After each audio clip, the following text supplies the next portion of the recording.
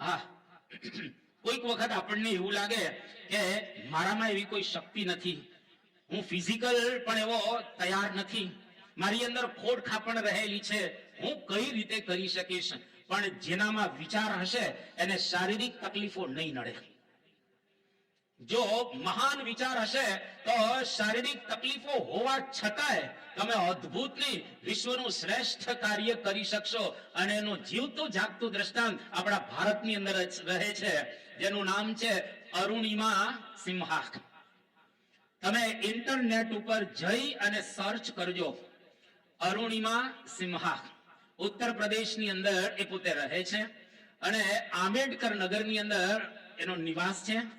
વોલીબોલની અંદર એ national player પોતે. 12મી April 2011ની સાલમાં આ અરુણિમા સિન્હા એક વખત ટ્રેનમાં જતા હતા અને પણ પરીક્ષા આપવા જતા હતા. CISF ની પરીક્ષા આપવા માટે જતા હતા. હવે ટ્રેનમાં જતા હતા અને ટ્રેનની અંદર લૂંટારાઓ ભેગા થઈ ગયા. એને ચેઇન પહેરેલું હતું, હાથમાં પર્સ હતું, પર્સની અંદર પૈસા હતા.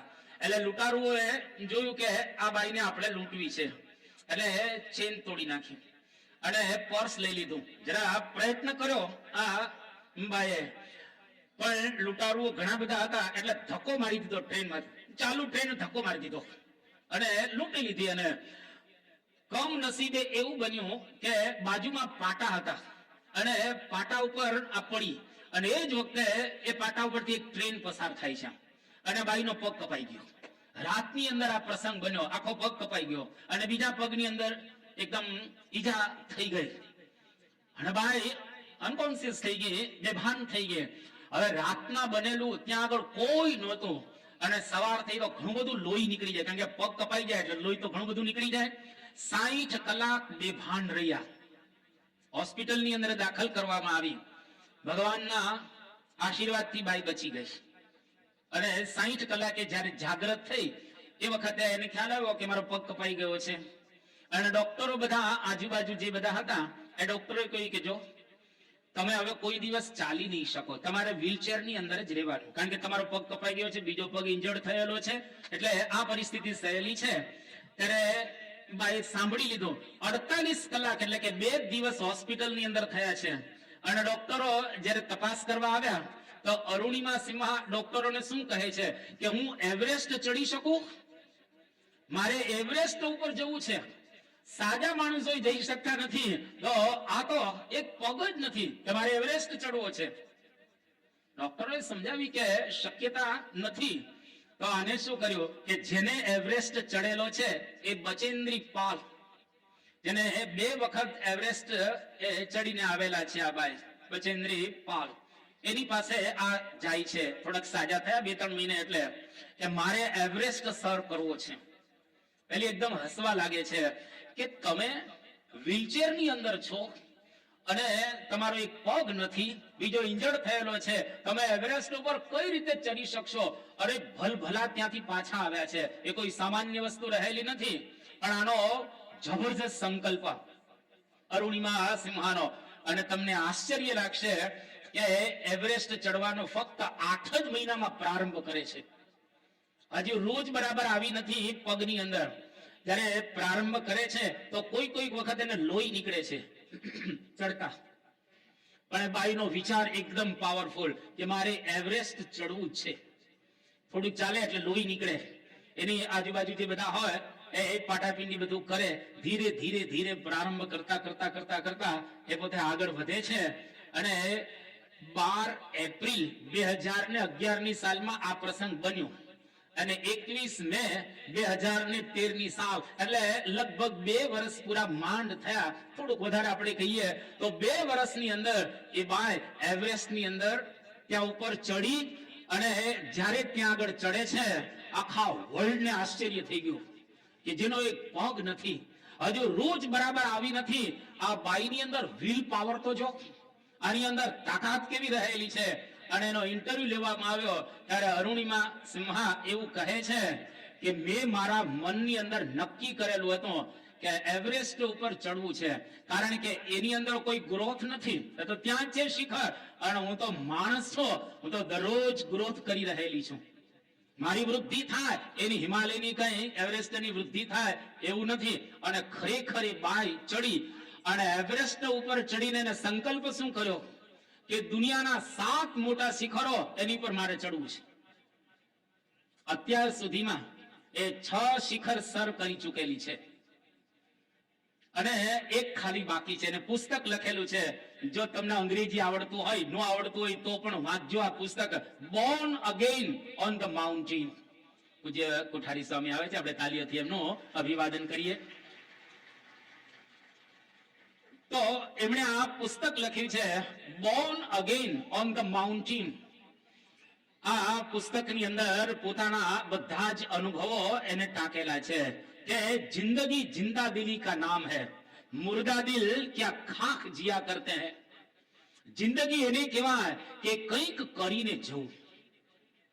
આ સેમિનારની અંદર જ્યારે આપણે આવ્યા છીએ તો આ સેમિનાર તો હમણાં પૂરી થઈ જશે, પણ આપણી જિંદગી બદલાવી જોઈએ. અહીંયા આગળથી મેદાનમાંથી તમે વિદાય લો તો બદલાઈને જવા જોઈએ. તમે બધાએ જોયેલું છે ઇન્ટરનેટની અંદર કે યુટ્યુબની અંદર, રામ ભદ્રાચાર્ય છે, બરાબર, બાગેશ્વર ધામના ગુરુ, એમને ગુરુ માને છે. અને આપણા શતાબ્દી મહોત્સવની અંદર એ આવેલા હતા. અંધ છે, 4 વર્ષની ઉંમરથી એ અંધ થઈ ગયા છે. અત્યારે એ જગત ગુરુ છે રામાનંદ સંપ્રદાયની અંદર. એ રામ ભદ્રાચાર્ય હમણાં જ થોડા સમય પહેલા નરેન્દ્રભાઈ મોદી એમને મળે છે. એમણે પોતાની વાત કરી કે જુઓ, હું 4 વર્ષનો હતો ત્યારથી અંધ થઈ ગયો હતો, પણ મારા વિચારો જબરજસ્ત હતા અને એના પરિપાક રૂપે અત્યારે એમને 1 લાખથી વધારે શ્લોકો કંઠસ્થ છે. આશ્ચર્ય કહેવાય. અત્યાર સુધીમાં સંસ્કૃતના એને 250 પુસ્તકો લખ્યા છે અંધ માણસે, એક સાધુએ. અને એટલું જ નહીં, 1 કલાકની અંદર 200 નવા શ્લોક બનાવી શકે છે. જો રામ ભદ્રાચાર્યજી કરી શકતા હોય તો આપણે બધા જ આંખ વાળા રહેલા છીએ. એટલે કોઈક વખત શારીરિક તકલીફ હોય તો હોય, ભગવાને કદાચ આપણને એવા રાખ્યા હોય તો રાખ્યા હોય, એની બિલકુલ ચિંતા કર્યા વિના આપણે વિચારો જો મહાન રાખીશું તો ચોક્કસ કામ થશે જ. તમે અમેરિકાની અંદર કોઈક વખત ગયા હો તો એરિઝોના સ્ટેટ છે અને એકદમ રણ પ્રદેશ છે આખો એરિઝોના સ્ટેટની અંદર. અને ત્યાં એક બહેન થયા, લેડી આપણે કહીએ, જેનું નામ જેસિકા કોક્સ.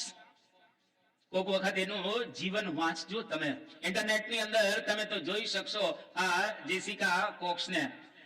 એના 2 હાથ જ નથી. 2 હાથ વિનાના માણસ શું કરી શકે તમે વિચાર કરો.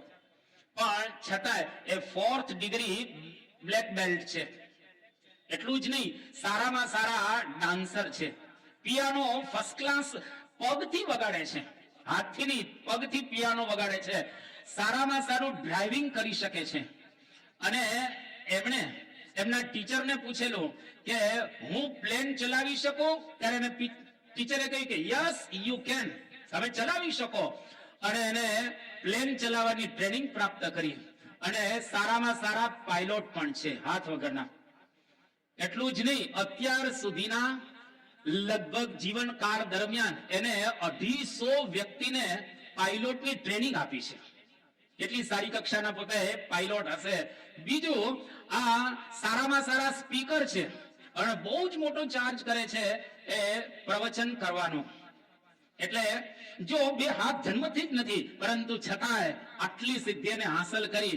એ બહુ સરસ કહે છે કે દુઃખો છે જ એના વળી દેખાવ શા કરવા, દુઃખો છે જ એના વળી દેખાવ શા કરવા. નયનમાં આંસુ આવ્યા એને લૂછી નાખવાના, નયનમાં આંસુ આવ્યા એને લૂછી નાખવાના. સમાજમાં દુઃખ હોય જ, જીવનમાં દુઃખ હોય, કોઈક વખત શરીરમાં દુઃખ હોય, ફેમિલીમાં દુઃખ હોય, પાડોશમાં દુઃખ હોય, સંસારની અંદર દુઃખ હોય.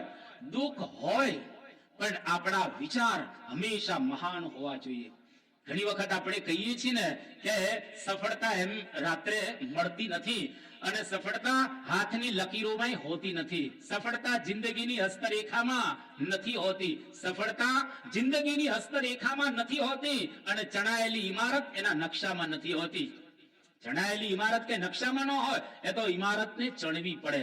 मत यकीन कर सिर्फ हाथों की लकीरों पर। कवि सरस बोले छे, मत यकीन कर सिर्फ हाथों की लकीरों पर, किस्मत वो भी लाए हैं जो हाथ नहीं लाए। किस्मत वो भी लाए हैं जो हाथ नहीं लाए। जेना हाथ ज નથી એ વ્યક્તિ પણ આટલી મહાન બની શકે એ વિચારને આધારે